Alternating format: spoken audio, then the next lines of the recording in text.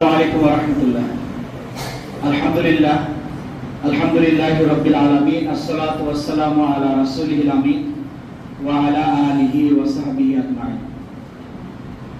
সম্মানিত ইমাম সাহেব, এলাকার মুরব্বিয়ানেরা, যুবক এবং তরুণ ভাইয়েরা, আমি আল্লাহর দরবারে লাখ কোটি শুকর আদায় করছি যে আল্লাহ রাব্বুল আলামিন আমাদেরকে সুস্থ রেখেছেন, বাঁচিয়ে রেখেছেন। সবাই আলহামদুলিল্লাহ।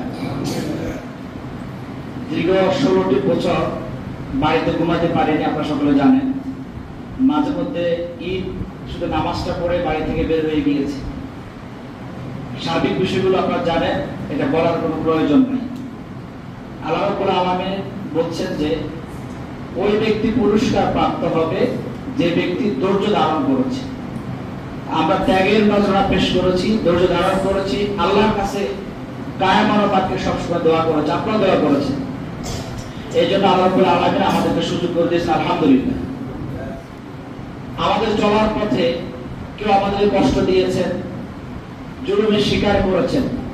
আল্লাহ রাসূলের সুন্নাহ হচ্ছে, নীতি হচ্ছে, রাসূল করিম সাল্লাল্লাহু আলাইহি ওয়াসাল্লাম মক্কা বিজয়ের পরে তিনি কারো প্রতি কোনো আঘাত করেননি, কটু বাক্য পেশ করেননি।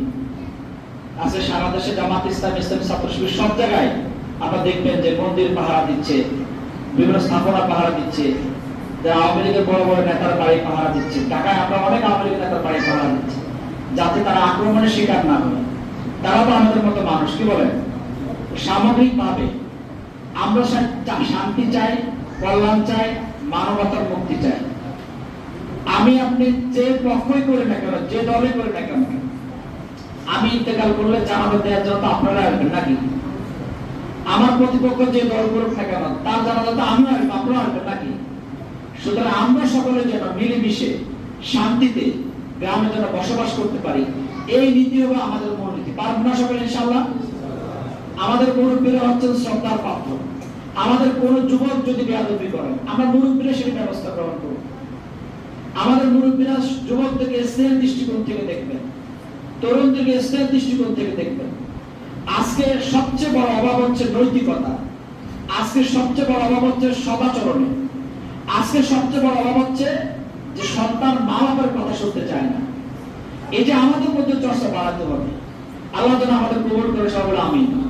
আমার আব্বা এখানে উপস্থিত আছেন, আমার আব্বা, চাচা, সব মুরব্বিয়ানে কেরাম যারা আছেন, সকলের জন্য দোয়া চাই। আল্লাহ রাব্বুল আলামিন যেন এই মুরব্বিদেরকে নেখায়াত দান করে, সবাই আমিন।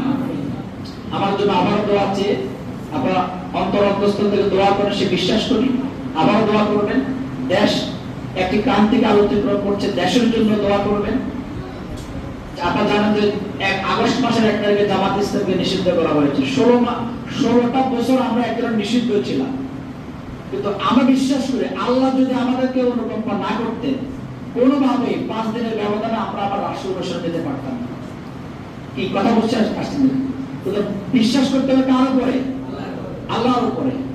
আপনাকে তাওয়াক্কুল করতে হবে আল্লাহর উপরে। আপনার তাকদীর নির্ধারণ করে আল্লাহ। আপনি যদি জেলে যান, সেটা আল্লাহর পক্ষে নির্ধারিত, এটা আপনার জন্য পরীক্ষা। আপনি যদি বিপদে পড়েন, এটা আল্লাহর জন্য পরীক্ষা। মা আসাবা বিন মুসিবাতিন ইল্লা বিইজনিল্লাহ, আল্লাহর অনুমোদন ছাড়া আপনার প্রতি কোনো মুসিবত আসবে না। সুতরাং আমরা আল্লাহর সাথে সম্পর্ক বাড়াবো, ইবাদতে মজবুত থাকবো, আল্লাহকে সবসময় স্মরণ করব। আমাদেরকে মৃত্যু বরণ করতে হবে, এর সম্পর্কে খেয়াল রাখবেন। কুল্লু নাফসিন যায়িকাতুল মাউত বলা হচ্ছে, কুলিনাল মাউতাল্লাযী তাফিরুনা মিনহু ফাইন্নাহু মুলাকিকুম সুম্মা তুরাদ্দুনা ইলা আলিমিল গায়ব। যে ব্যক্তি মৃত্যু থেকে পালিয়ে যাওয়ার চেষ্টা করে, মৃত্যু তাকেও কি করবে? আলিঙ্গন করবে। মৃত্যু সবার আসবে, সে মৃত্যুকে সবসময় স্মরণ রেখে যদি আমরা চলি, আমাদের জীবনটা সুন্দর হবে, আমাদের সমাজ সুন্দর হবে, আমাদের দেশ এবং জাতি সুন্দর হবে। আমাদের আলেম সমাজ হচ্ছে শ্রদ্ধার পাত্র। বিগত বছরগুলোতে আমরা দেখেছি কত আলেমের নাজেহাল হয়েছে। আলেমদেরকে আমরা বেশি বেশি করে শ্রদ্ধা করবো, সম্মান করবো, তাহলে দেখুন যে সমাজ আরো উন্নতি হবে ইনশাআল্লাহ। আপনাদেরকে আমি আবারও দোয়া চাই, আমার কথা শেষ করছি। আসসালামু আলাইকুম ওয়া রাহমাতুল্লাহ।